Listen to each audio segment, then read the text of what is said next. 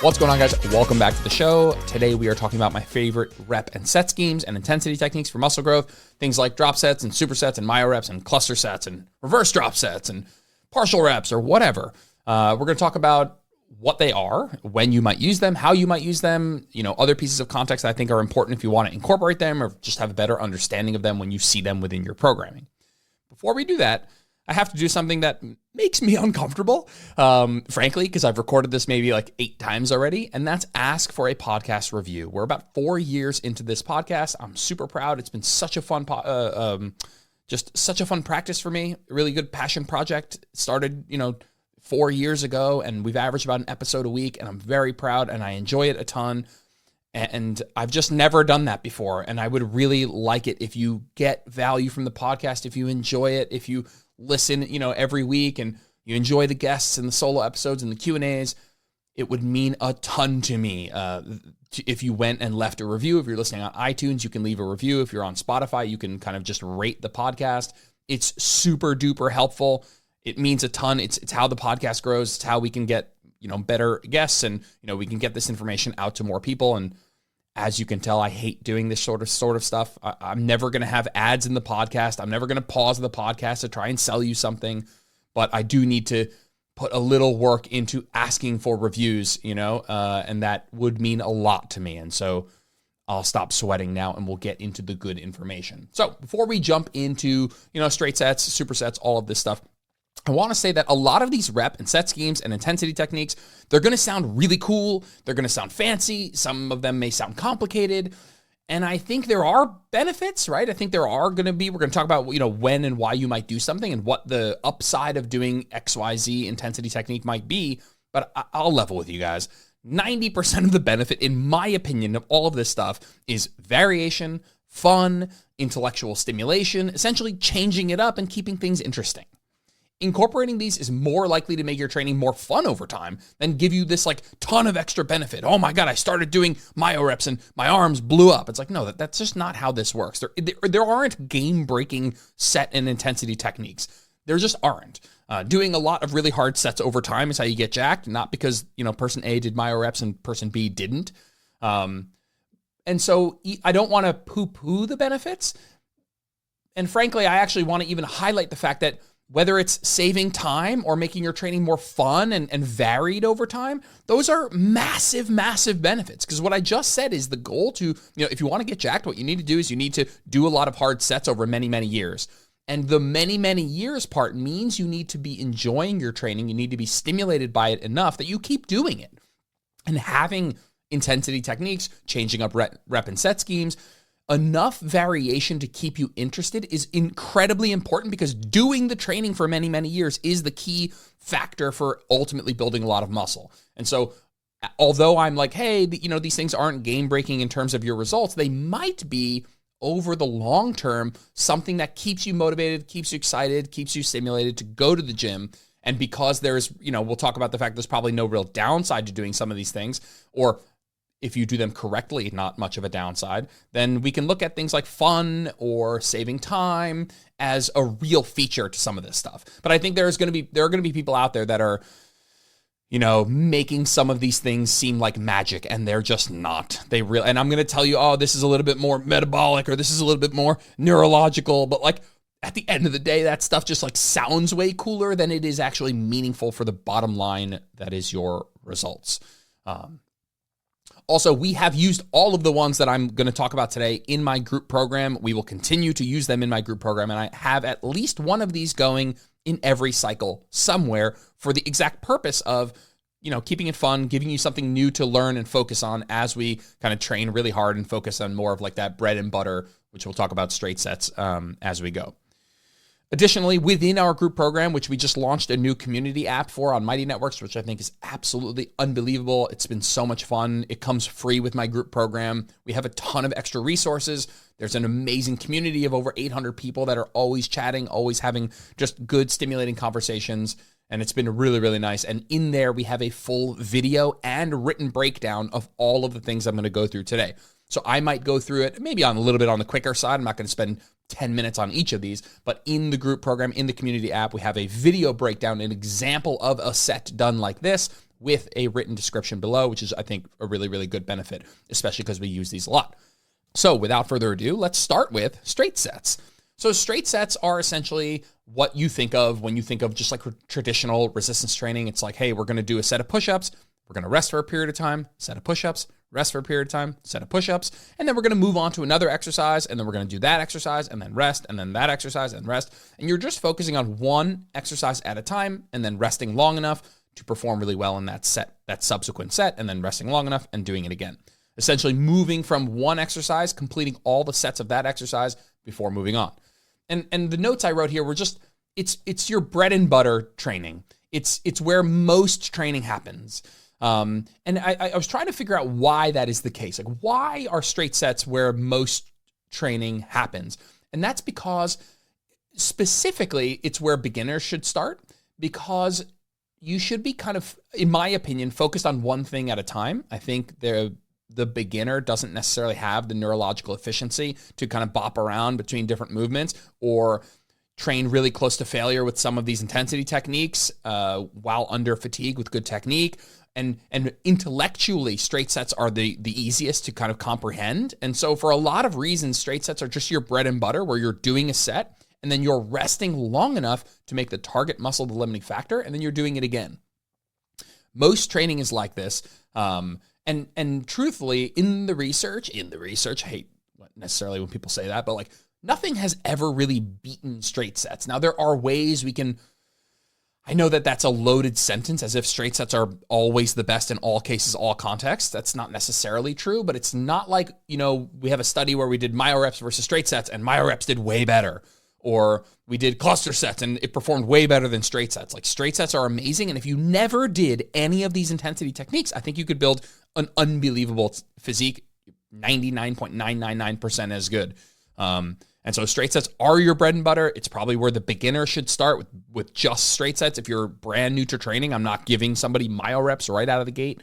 And the point of that is because you're resting long enough here to perform really well in your sets, and you're focusing on one thing at a time, which I think has a lot of value to the beginner, but frankly to everybody. This isn't like some beginner technique. I'm just saying that specifically one of the things that came to mind to me was like, if I have somebody on their first month, maybe even first year of training, like this is probably where I'm having them spend the majority of their time. And frankly, it's where even IFBB pro bodybuilders and everybody below them, myself, people in my group, spend the majority of their time is doing straight sets.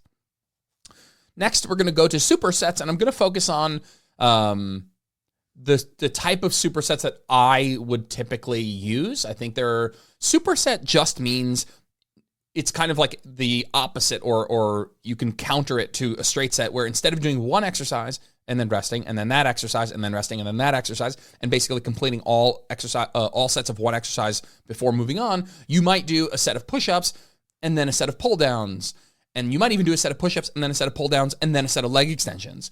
And so superset just means instead of doing all sets of one exercise before moving on, you might have something of two exercises that are paired together. Now, a common misconception is that it can only be two exercises, right? Another common misconception is that you can't rest between these, that supersets means you go from one exercise directly to another. That isn't necessarily how you have to do it. That is one way to do it. And in the research, quite often, that's what they do, where they'll take somebody who does push-ups and goes right into doing cable rows or something like that with no rest in between. And what's cool is even with no rest in between, if you pick two exercises that are non-impeding, is the way I would describe them, where doing exercise A doesn't reduce your ability to do exercise B, because of overlapping muscle groups or synergist muscles or cardiovascular, activity, whatever, that you get very similar results. Now, if you're a rank beginner, I think that ironically, you can probably get very similar results.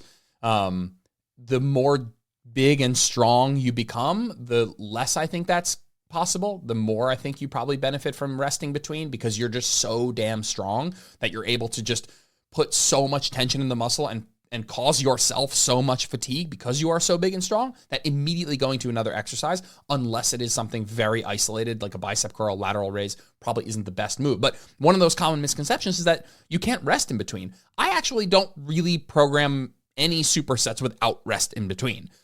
Sometimes we do, right? Absolutely, sometimes we do, but I quite like having something like a bicep curl and then rest 60 seconds, and then a tricep extension, and then rest 60 seconds, and then a bicep curl. And one of the benefits of doing that is, I'm closing my eyes trying to kind of create a visual for you, is if you do a set of bicep curls, let's use 2 minutes of rest as a standard, what you might do for bicep curls. Straight sets would have you do bicep curls and then 2 minutes and then bicep curls, right? And so your biceps got 2 minutes of rest. Your cardiovascular system got 2 minutes of rest. Your system got 2 minutes of rest. But if you do bicep curls and then 2 minutes rest, and then let's say dumbbell skull crushers, right, which is a tricep exercise, and then 2 minutes rest, and then you go back to bicep curls, now your biceps have had like 5 minutes of rest. Now, they might not need 5 minutes of rest, but it might be a little overkill, but it gives the local muscle the opportunity to have a greater amount of rest. Now, your system, your cardiovascular system, some of the synergist muscles, whatever, they have only had 2 minutes of rest, right? You went from an exercise and then 2 minutes and then another exercise. But because it was a non-impeding muscle group, when you go back to doing biceps, biceps have had maybe 5 minutes of rest. And so I quite like the idea of that. And I've experimented a lot with my training where I might do leg extension, 2 minutes, bicep curl, 2 minutes, tricep extension, 2 minutes, bicep curl, and have 3 non-impeding exercises together. And I don't think it's game breaking in any way. Frankly, I really think it's the same at the end of the day. Maybe there's some slight benefit there if you arrange it appropriately with good exercises in the right order. But yeah, I think supersets at best, I'll level with you. At best, supersets are about saving time. And so if I would normally rest 2 minutes between each set, if I'm doing straight sets, and maybe I rest only a minute between supersets and I do 60-second or bicep curl, 60-second tricep extension, 60-second bicep curl, I might get through all of those sets a little bit quicker without sacrificing a lot in terms of stimulus and benefit. So when you do supersets, antagonist supersets, basically antagonist just means like the muscle that does the opposite function. So a bicep and a tricep are antagonist. A hamstring and a quad are antagonist. And a lot of people talk about antagonist supersets, but in reality, the real benefit is the muscles don't interfere or impede with each other. And so if you're going to do supersets, in my opinion, I would lean into non-impeding supersets, picking 2 exercises that don't interfere with one another. There are other things like short, long supersets where you train a muscle in a short position and you move to training it in a more lengthened position, which I think is fine and fun. But to me, the benefit of the superset is more from a time-saving perspective, and this doesn't. It absolutely can do that. It's just not something I lean heavily into. There's also an isolation and compound superset where you can do something like a tricep extension into a push-up, right? Tricep extension is an isolation exercise, only trains at the elbow joint, and then you have a push-up, which is a compound lift, trains at the shoulder and the elbow joint. And you can do that to kind of change what that compound lift ends up biasing. But God, if you already kind of stopped listening after the last minute, like I don't blame you. I just don't, those aren't styles of supersets that I lean into, let's say for my target audience. I think that, I prefer utilizing supersets in a non-impeding fashion with the goal to save time. Cool. Amazing. Any other things about supersets? Yeah, logistical considerations. Supersets are less practical in gym settings unless you organize them appropriately. Like if I program supersets in my gym group, I'm programming things that I know you can do together without being, a douche with your gym etiquette. I'm never going to ever ask people in a gym to hold down 2 machines. I'm never going to ask you to hold down a machine and a bench over in the dumbbell section. Logistically, I just think that it's not worth it, right? We're not going to superset leg extension with, incline barbell press and you have to hold down 2 stations. Like that's just the overstepping gym etiquette makes this like overrides the potential benefit in my opinion. I might have you do bicep curl seated on an incline bench and then, dumbbell skull crushers lying on a flat bench, right? You don't have to go anywhere. You might not even need 2 different sets of dumbbells. Or at a cable station, you might do, let's say you have a dual cable functional trainer. Maybe we do behind the back lateral raises supersetted with facing away cable curls where you can use the cables. You don't even need to change them from the bottom setting potentially. And you're not getting in anybody's way, logistically speaking. So if you're at home, the home group Supersets work really great. You're not bothering anybody by holding down or making a change or using your barbell and then using your bench or using your at-home leg extension or whatever. Like supersets at home, way more practical, just you don't have that kind of gym etiquette consideration. The next thing we're going to talk about are myo reps. So myo reps are essentially a modification or a version of a rest pause technique where you would do one hard set. We call it a buy-in set because it's just like a normal straight set where you take I'm going to use bicep curls as an example, where you do a set of maybe 10 to 15 reps, whatever, 8 to 15 reps. Don't worry about the rep range. And you take that set close to failure. And then instead of trying to achieve complete rest, like 2 to 4 minutes of rest, you rest something like 5 to 15 seconds. You are resting just long enough to do another few hard reps.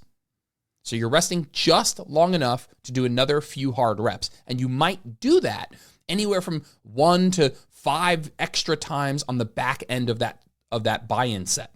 So you might do a set of bicep curls, get really close to failure, and then rest for 10 seconds, 15 seconds, 20 seconds, and then do another 4 really hard reps, and then rest another 5 to 20 seconds, and then do another 3 really hard reps, another 5 to 20 seconds, and then another, again, you guys get the point.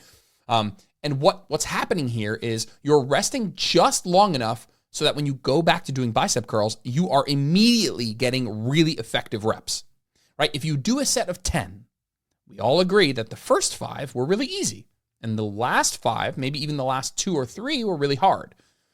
And so those last 2 or 3 on a per rep basis were more stimulative because they are the harder reps. When you're doing myo reps, what you're doing is that first buy-in set, let's say you do a set of 10. Let's say that the last 3 were really the most effective reps. Well, if you rest another 2 minutes and then you do another set of 8, you also have the last 2 or 3 reps were probably the most effective reps. But if you do a set of 10 and you get those last 2 to, whatever, don't worry about these specific numbers, but the last few reps are the most powerful, the most stimulative, and then you only rest about 15 seconds, those next reps that you do are automatically going to be those hard reps again because you only rested 5 to 20 seconds. So what you're able to do in maybe a single 3-minute bout of training is you can maybe get a ton of what somebody might call effective reps or close to failure reps or failure approaches, where you might do a set of 10 where you got a few hard reps and then another 3 hard reps and then another 3 hard reps, another 2 hard reps, another 2 hard reps. And after maybe 3 or 4 minutes, you had 10 really hard reps. Now, if you want to get 10 really hard reps with straight sets, it might take you 3 sets of 10, with 3-minute rest in between. It might take you 10 minutes to complete that. Now, makes myo reps sound elite. It makes it sound like, I'm going to be able to get way more jacked in way less time. It turns out that on a per set basis, on a per rep basis, straight sets are better. So if you do 3 straight sets to failure, let's just say, just to equate that, 3 sets to failure, or you do 1 buy-in set plus 2 of these myo rep sets to equate 3 sets, right? 1 plus 2 versus the 3 straight sets. The 3 straight sets will cause more muscle growth. However, you could, in the research, it's pretty clear if you just do a little bit more of the myo reps, you might be able to equate. So instead of maybe a 1 plus 2 of the myo rep sets, you might add a 3rd or a 4th, and you probably still do that more quickly than the 3 straight sets. Now, I love myo reps. If you've been in my program, I love myo reps. I love them because of this time-saving ability. And I love them more than something we'll talk about next, which is drop sets, because you don't have to change the weight. So if you're doing bicep curls, it's not like you need to go get a lighter weight or something like that, like you might for drop sets. You just hold on to the weight, or you put the weight down for 5, 10, 15, 20 seconds, and you go again. And yeah, myo reps are really hard, really painful. A 1+5 protocol is absolutely insane, but you get a ton of stimulus in a short period of time. And God, solving for time is my number one passion in this industry. Optimal results are cool, but 99.999% of people that are listening to this podcast are limited by time. And so how do we maximize time? Well, some of these intensity techniques can do a really great job at that. Now, I would do myo reps only with exercises that are really stable. or isolation exercises. I would not do myo reps with a barbell back squat, with an RDL, with a split squat. It's just a technique that is going to work best if you are doing it on an exercise where you're less likely to fail for any other reason other than the target muscle. And so if you're doing back squats, your cardiovascular system is crazy taxed. Your neurological system is crazy taxed. You have a ton of synergist involvement, a ton of core engagement involvement. Your lower back and core have to work a ton. Doing back squat myo reps is almost an oxymoron, just like it's not going to work. You want to do these on things like leg extensions or bicep curls or lateral raises or, even something like a push-up. It's not even like it can't be a compound lift, but it has to be something stable. You can do these on a chest-supported row, something where the target muscle is very clearly the limiter and not something else. Now, we're going to move to drop sets. Drop sets are similar to myo reps, except in drop sets, you usually don't rest at all. You typically what a drop set is you do a set, kind of like your normal buy-in set, a normal straight set, and then instead of resting at all, you extend the set by dropping the load, or technically you don't need to drop the load. We'll talk about a drop set in a second that doesn't involve dropping the load, but what you do is you do a buy-in set, and then without resting, you make something about the exercise easier so you can extend the set and continue pushing deeper into failure. Now, typically that is done by lowering the weight. Usually you're dropping by, 25 to 33%. And so if you're doing like dumbbell curls, you might do a set with 20s, and then you might drop to the 15s. And so what you're doing is you're doing a set of 20, very, very close to failure, and then you drop immediately to the 15s or lighter so that you can continue doing another set immediately after. And both of these are a little bit more on the metabolic side of the spectrum. I don't really get too much in the weeds there. I think if you equate for time, then a lot of these work just as well. Like we talked about with myo reps, if you do drop sets or myo reps, you probably have to do a couple more total sets to equate for what you would get with straight sets, but you could probably do that and still be saving, a significant amount of time, a couple of minutes per exercise for sure. Again, for drop sets, you want to do this on isolation and stable stuff. You don't want to do drop sets on barbell back squats, in my opinion. You want to do these on things that are highly stable or isolation lifts where the target muscle is very, very simply the limiting factor, not your cardiovascular system, not your core, not your lower back, not your neurological system, not technique breakdowns. Really, like machines, cables, isolation exercises work really great for a lot of these intensity techniques. There are some people out there who would say that drop sets are just worse myo reps.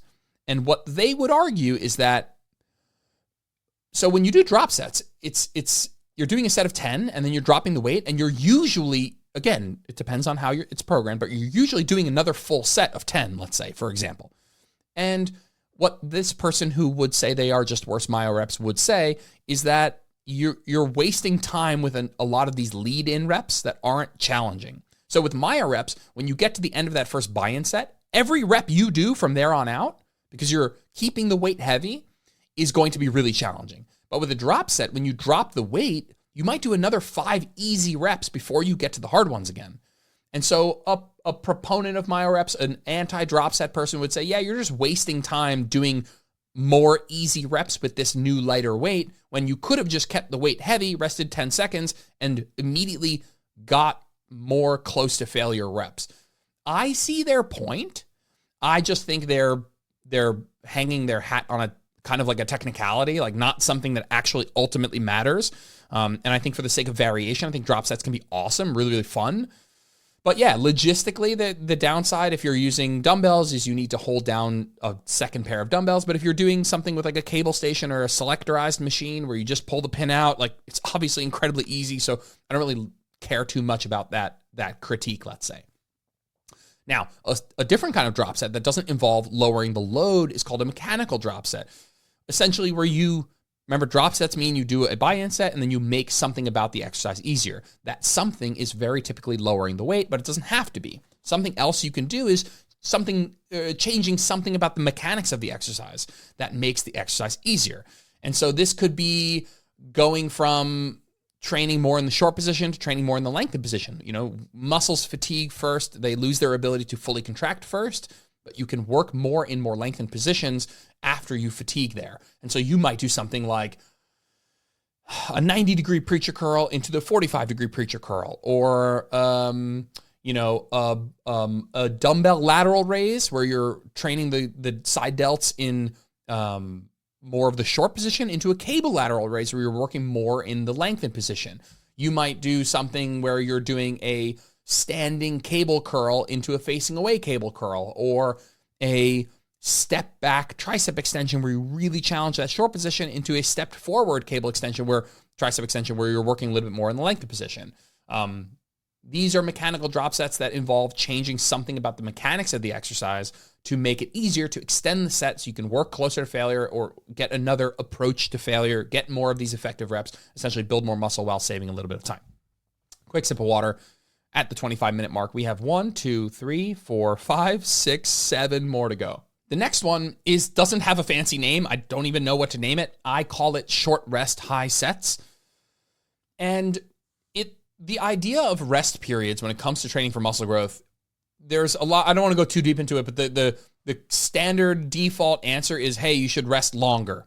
Rest longer rather than shorter so that you can perform better in each set if you are fully rested. And as a very general rule of thumb, I like that. I'd rather people in general rest longer rather than shorter so that they're more recovered, so that each set gets their best effort.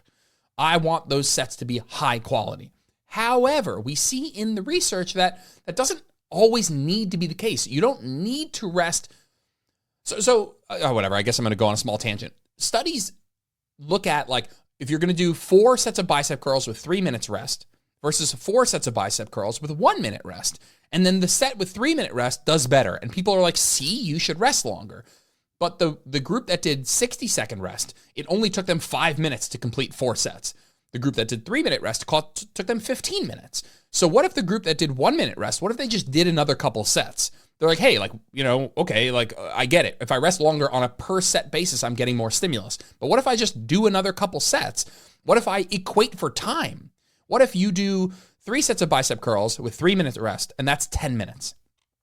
What if I do 5 sets of bicep curls with 1 minute rest, and that takes me 10 minutes? Which group then gets better results? The truth is, it turns out that doesn't really matter now, that it doesn't matter as much. Now, I would say that doesn't work for every exercise. Again, a lot of these intensity techniques are better done with isolation lifts, machines, stable exercises. I would never do 5 sets of back squats with a 10-minute rest because of the cardiovascular demand, the neurological demand, the technique, the proclivity for the chance that you have a technique breakdown. I would not do this on complicated techniques, exercises that involve a lot of neurological efficiency, cardiovascular fatigue. I would not do that. But again, using a bicep curl as our prototypical isolation lift, yeah, I think there's an argument for the fact that because a bicep curl is not cardiovascularly demanding, doesn't really have a lot of synergist muscle activation and fatigue, that the group that does 5 sets with 60-second rest, it might take, so if you imagine each set takes 30 seconds, and you're resting 1 minute. So this is 7.5 minutes to complete 5 sets, right? 5 minutes plus 5 sets, split in half for 30 seconds each. We have 7.5 minutes. Well, if I do 3 minutes of rest, I can probably only do maybe 2 sets or 3 sets, right? 3 minutes of rest, and I want to do that 7.5 minutes. I want to equate for time. Well, I'm only probably getting 3 sets in. Yeah, I'm getting 3 sets in. 1 set, then 3-minute rest, 1 set, 3-minute rest, and then a third set. Well, 5 sets with 60-second rest or 3 sets with 3 minutes of rest, it's tough to say one of those is going to perform better. In fact, in the research we see when we equate for time, it doesn't really matter much. So because it doesn't really matter much, this utilization of more sets with less rest is absolutely a viable strategy for certain exercises.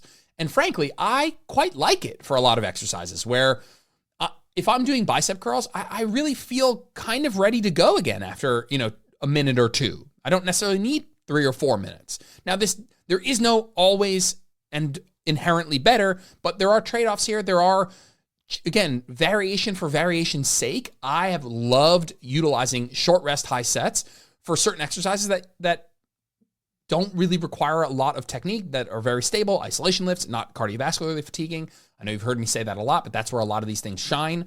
And even if you're not going to equate for sets, I think you can lean into the fact that bicep curls probably don't need as much rest as back squats. And I think a lot of people are like, no, you got to do 3 to 5 minutes of rest for everything because this, one study didn't equate for time, whatever.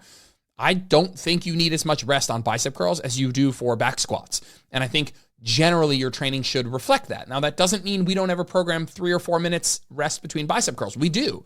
Right now, as listening to this podcast, we're probably in one of our more of like strength hypertrophy cycles, and we're going to get into 2 of our strategies for that in a second, where we will lean into even longer rest for absolute maximum recovery for maximum performance.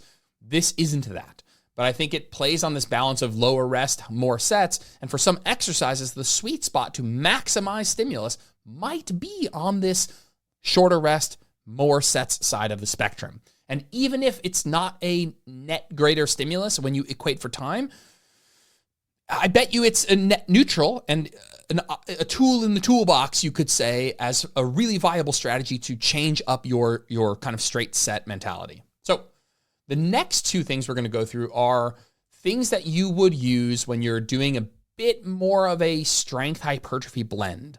When you're doing hypertrophy training, but you're on a little bit more of the strength side of the spectrum. And when I say on the strength side of the spectrum, things like resting longer and lifting heavier weights for less reps. Doing that, but within the kind of boundaries of hypertrophy training, not powerlifting. This is not about doing heavy singles, but on the more hypertrophy and on the more strength end of the hypertrophy spectrum. And so the first one is called cluster sets. Cluster sets are essentially where you would do, let's say, a set of 4. We'll use something like lateral raises, a set of 4, and then rest 15 seconds, and then set of 4, and then rest 15 seconds, and then set of 4. And so you did 3 clusters of 4, and those 3 clusters would be 1 set. Then you would rest, again, full rest, 2 to 4 minutes, whatever, and you would do another set that involves 3 of these clusters. And I use lateral raises because I love doing cluster sets of lateral raises, because cluster sets give you an opportunity to use heavier weight than you typically use. Now, doing 3 clusters of 4 is 12 total reps. If I tell you to go do a set of 12 with lateral raises, you may use the 10-pound dumbbells. If we're doing cluster sets and we're doing 3 sets of 4, right, 3 clusters of 4 with a 15-second break in between, you might be able to go to the 12.5s. You might even be able to go to the 15s. And from a hypertrophy perspective, I don't really think this is such a big deal. From a fun perspective, I think it absolutely is. For exercises where you've been stuck on a certain weight, or you feel like you really just want to use a little bit heavier load, or at least expose your body to that heavier load, get used to using it, I think cluster sets can be incredible. I think cluster sets can be incredible for things like chin-ups and push-ups, for like body weight exercises that people, listen, doing a set of 5 chin-ups is like incredibly challenging. But if you can do 1 or 2 chin-ups, you might be able to do 5 chin-ups in a cluster fashion. You might be able to do a set of 2 and then rest 20 seconds, and then a set of 2 and then rest 20 seconds, and then a set of 1 and then rest 3 minutes. And a cluster set might give you a chance to do the thing you can only do a couple of, but aggregate enough total volume over the course of several sets that it's better for hypertrophy. Right? You would never do a set of 1 chin-up for hypertrophy, but you might do 3 or 4 sets of 1 in a cluster, and then 2 or 3 sets of those clusters to aggregate enough volume for hypertrophy. And so I love cluster sets for that reason. I love cluster sets for things like lateral raises or bicep curls or skull crushers, whatever, where going up in weight can be such a big challenge because of the percent increases that are available to you. Going from 10 pounds to 15 pounds is a 50% increase, right? Going from 10 to 12.5 is a 25% increase, but cluster sets might let you go grab that heavier dumbbell that you've, kind of wanted to use, and just exposing the muscles and yourself to that heavier weight. None of what I just said means it's going to be game breaking for strength or hypertrophy, but as a part of a programming that is enjoyable and fun and changes it up and has some variation, I think it can be amazing. Really, really big fan of cluster sets. Love it for stuff like push-ups and pull-ups. Again, if you can do 1 chin-up, doing a set of 1 chin-up isn't really great for hypertrophy, but you might want to get better at chin-ups. And so you might say, well, I want to get better at chin-ups, but I also care about hypertrophy. So you might say, all right, I'm going to do 3 sets of 1, or 3 clusters of 1 chin-up, 20 seconds, 1 chin-up, 20 seconds, 1 chin-up, rest 2 minutes. And you might repeat that 3 times, in which case you did 9 chin-ups, which is, again, closer to an amount of volume that might be more relevant for hypertrophy. The next thing we're going to talk about it's called DRAL, or DRAL, nobody calls it that, or pyramid sets. And pyramid sets is what I will be calling it going forward, just because I think that that's a nomenclature that people are more familiar with. But DRAL is an acronym that stands for descending rep, ascending load, which just means with every set, you are going down in reps and up in weight. With every set, you go down in reps, up in weight.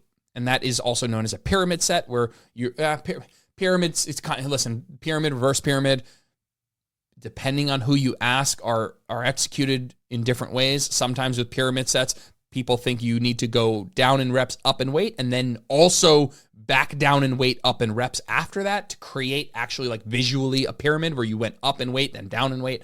I don't really get too fussed about that. I don't really see the need to kind of go down in weight afterwards. You could do that, by the way. I think, again, from the sake of like everything can work, I think that that's fine too. But when I say pyramid work, what I mean is you're doing something like 3 sets of leg presses. The first set is a set of 12 reps. The second set is a set of 10 reps, and the third set is a set of 8 reps. Or back squats. First set is a set of 8, second set a set of 6, third set 4 reps. And what you're doing is, with each subsequent set, you are adding a little bit of load and shooting for less reps.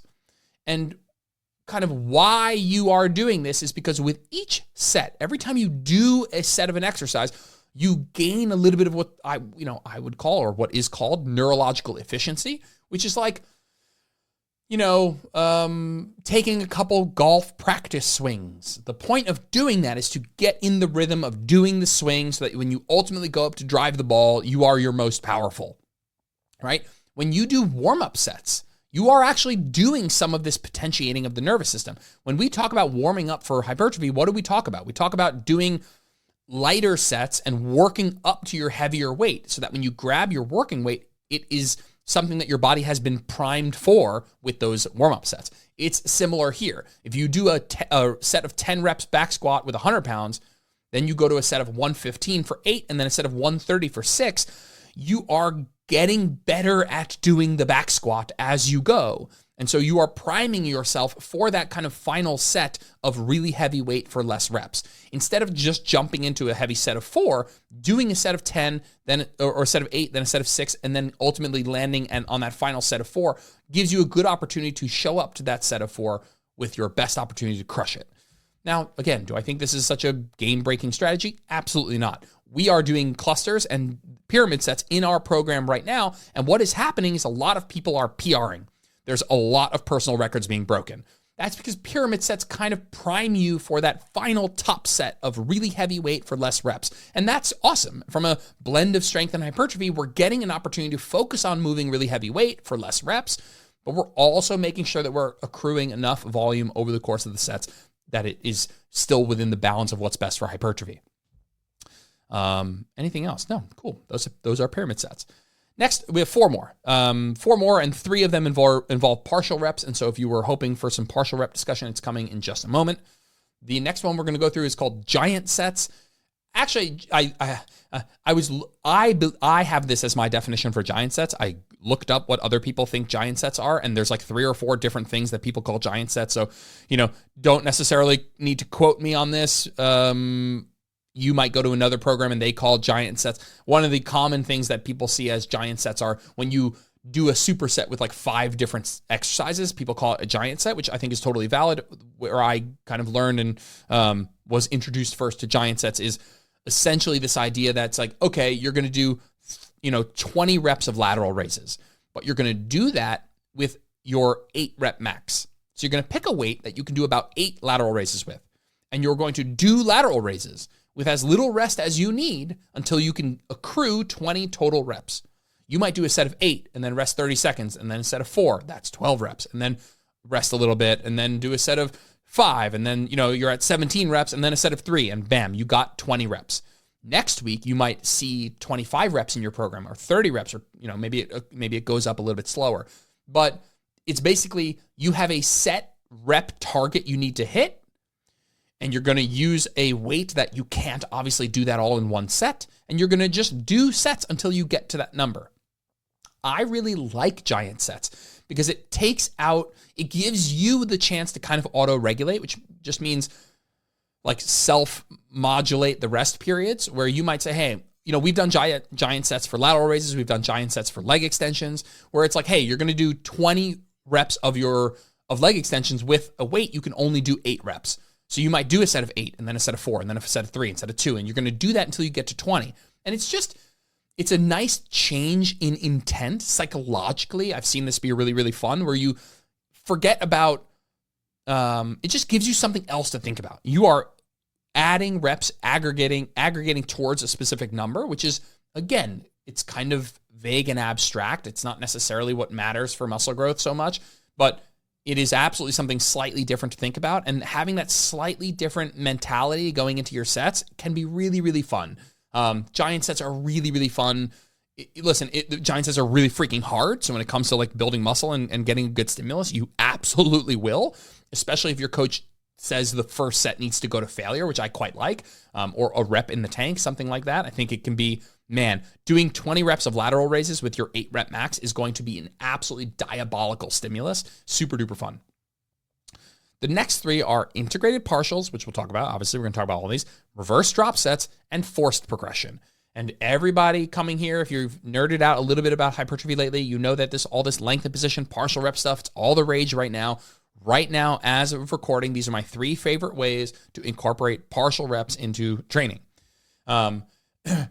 The first is just having straight up partial reps. And I didn't even write that one down, but I just want to touch on it.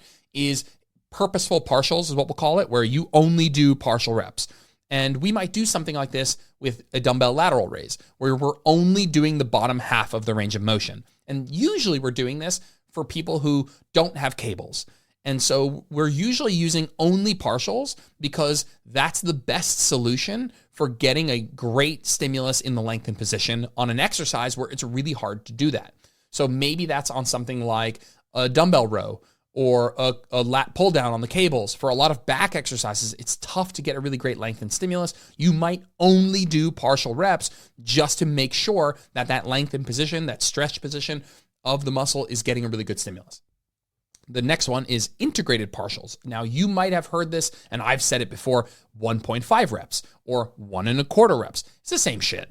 Integrated partials means you're integrating partial reps into your set, like a 1.5 rep or a quarter rep. And that looks like, let's say you're doing this on a leg press. You would go all the way down in the leg press and you would press halfway up. Then you'd go all the way back down and you'd press all the way up. All the way down, press halfway up, then go all the way down, press all the way up. If you were doing something like this on something like a chest-supported row, you'd pull all the way in, then let it go all the way out, then pull halfway in, and then let it go all the way out. Then pull all the way in and all the way out, halfway in and all the way out. And what you're doing is you are on the net balance of the total work you do in that set. For every single rep you did, right? For the leg press, if going down all the way, halfway up, down all the way, and all the way up, if that is 1 rep, which is how I would typically suggest you track it, that 1 rep had 2 approaches into the lengthened position, right? It had 2 lengthened exposures. You went all the way down twice for every single rep. And so that's kind of what the point of these integrated partials are in most cases, is to get a greater amount of what we would call lengthened exposures, exposing the muscle to the lengthened position. So I'm just going to repeat that. If you do a leg press and you go all the way down, that's the lengthened position for the glutes, the adductors, the quads, whatever. And then you push halfway up. So you got 1 lengthened rep there, right? Because you only did the lengthened half. And then you go all the way down again. And then you do a full rep. That full rep also had an exposure to the lengthened position. So you had 2 lengthened exposures for a single rep. That can create, for certain exercises, a greater amount of net lengthened exposures in a single set. Now, this is best done with exercises that have some sort of a full stacked rest. Now, what I mean is, think about the leg press. At the top of the leg press, when your knees lock out, which they should, and it's totally safe to do that, your joints are stacked. Your ankle joint Like the weight is pushing down on your joints now, not your muscles, which, by the way, that sounds scary. It's not scary. Essentially, at the top of a leg press, you are resting, right? You're resting at the top of a leg press. Your knees are locked. Your ankles stacked on top of your knee, stacked on top of your hip. The weight is resting there. And these integrated partials, I'll give you another example, is a dumbbell press. If you do a dumbbell press, you go all the way down, press halfway up, all the way down, and press all the way up. And if you press all the way up into the point where your elbow locks out and your arm is kind of perpendicular to the floor, that is a stacked joint position where the weight is resting. You don't really have to expend much weight. Another example is an RDL, right? What is the top of the RDL? You're just freaking standing there. It's a rest. So you would go down all the way in your RDL, maybe come halfway up, go all the way down. And when you come all the way up, you have the opportunity to rest. Same for something like a hack squat. And so these integrated partials, in my opinion, are best done on exercises where you have a little bit of a break. Because if you kept going with kind of more of a continuous constant tension, we did a great experiment back in N1 at the most recent hypertrophy camp where we tested some of this stuff. If you do these 1.5 reps on exercises that don't have this break, you end up burning out really quickly. But if you do it on an exercise that has that sort of micro break built in, you end up getting noticeably more lengthened exposures, which is where the benefit is. Now, reverse drop sets. So a reverse drop set, remember if we talked about drop sets. Drop sets are where you do a set and then you make something about the exercise easier. In most cases, you lower the weight so that you can keep going. A reverse drop set, appropriately named, means you do a single set and then you actually make the weight heavier. So how does that work? Now, I'm going to talk about doing this for a lot of back exercises because back exercises are incredibly challenging it's challenging to bias the length and position in back exercises. The resistance profile for most back exercises is linear, meaning the weight doesn't get any heavier. Yeah, we don't need to go too deep into the physics and the biomechanics here, but for back exercises, it's really difficult to challenge the length and position. It is really difficult to make the stretched position of the back exercise the limiting factor. Think about if you're doing a dumbbell row, as you get closer to failure, what you're going to be able to what you're not going to be able to do is pull that weight all the way up towards you. And so that's the thing that you will fail first in that short contracted position at the top first. And if you end the set there, right, you could have missed out on being able to do a lot more reps, but in the more stretched position. So when you're doing reverse drop sets, I'm going to talk about it with a chest-supported row example because I think chest-supported back movements are mostly where I would use reverse drop sets, almost entirely. I mean, you could find plenty of other places to use it, but I think doing chest-supported back exercises, machines, cables, dumbbells is where reverse drop sets shine the most. You do a set close to failure. So let's say you do 10 reps close to failure. And you stop the set when you, let's say, can't pull your elbows all the way back behind your body. When you fail in the short position. Then you drop the weight. Again, you don't necessarily need to go all the way to failure, but close to failure. And then you drop the weight and you make it heavier. Maybe you add 10, 20% weight. And immediately you pull as hard as you can.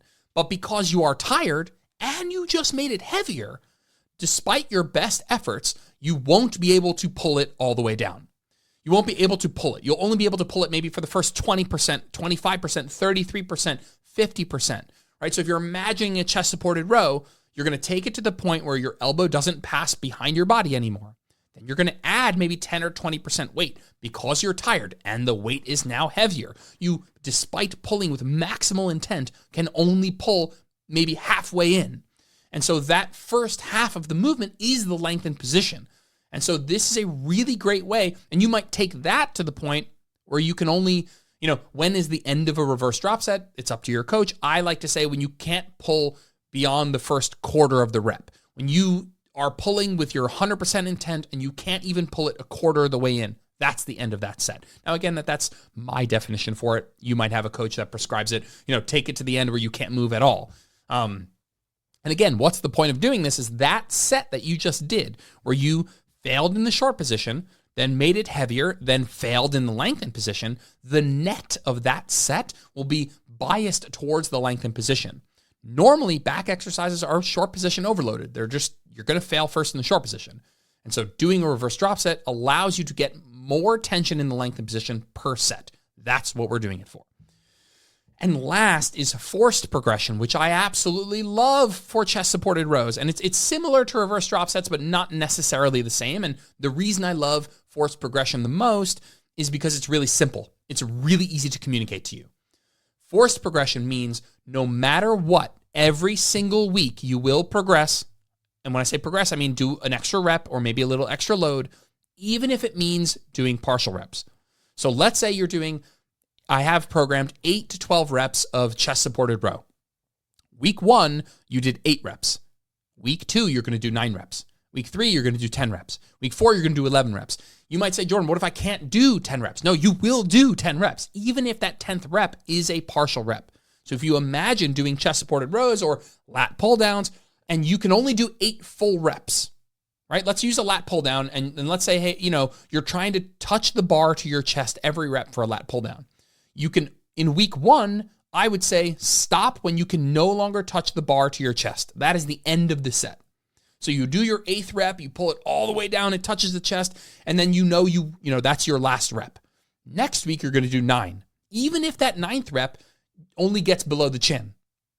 And then next week, you're going to do 10 reps, even if that 10th rep only gets below the nose. The next week, you're going to do 11, even if that rep only gets to the forehead. And the point of doing this is because what we're doing is we're adding volume over time in a more lengthened position, right? As you're unable to pull all the way down, that signifies you're working in a bit more of a lengthened position. I love doing this because it's really clear cut. You did 8 last week, you're doing 9 this week. You did 9 last week, you're doing 10 this week. And it throws the what should I do this week just out the window. You are adding a rep no matter what happens to the range of motion. What we are doing across the cycle is aggregating, gaining, adding more of these slightly more lengthened reps over the course of time, which is frankly really enjoyable. I love sitting down for my chest-supported rows and just looking at how many reps I did and saying, you're going to do another one. Even if that another one is only a 50% rep in the lengthened position, that's fine. I want that extra lengthened position work. And so I'd say, reverse drop sets might be slightly better at this ability to bias the length and position, but I love forced progression because they are much cleaner. It's much simpler to explain. It's less, intellectually kind of complicated. And for that reason, because I don't think the difference in stimulus is all that much, we do a lot of forced progression. And frankly, we do a lot of forced progression on chest supported pulling movements or lat pull downs, for back exercises. I think basically every other muscle group, let me think for a second. Basically every other muscle group has the ability to be challenged in the lengthened position more easily than all of your back muscles. And so for that reason, again, unless you have like fancy prime equipment, or you're doing step back hammer rows on the hammer strength machine, it's really tough to bias the lengthened position for back movements. And so for back movements, we do quite a bit of integrated partials and reverse drop sets and forced progression. So those are my favorite. Maybe there were one or two that I missed. I'm sure I'll think of something later. I was like, oh yeah, I like that. But straight sets are your bread and butter. Antagonist or non-impeding supersets, really great for saving time. Myo reps, great for saving time, changing it up. Drop sets and mechanical drop sets, also amazing for saving time. I'm not going to go through all of them, but yeah, I think this was a good opportunity to kind of expose you guys, get you thinking about, some of the ways that we can make training more fun. I think as I'm talking about all these, I get really excited because I really like using a lot of these strategies, but not because I don't think people who come to my program are like, oh my God, we did cluster sets, I got way more jacked. No, hell no. I think over time, the training is more fun.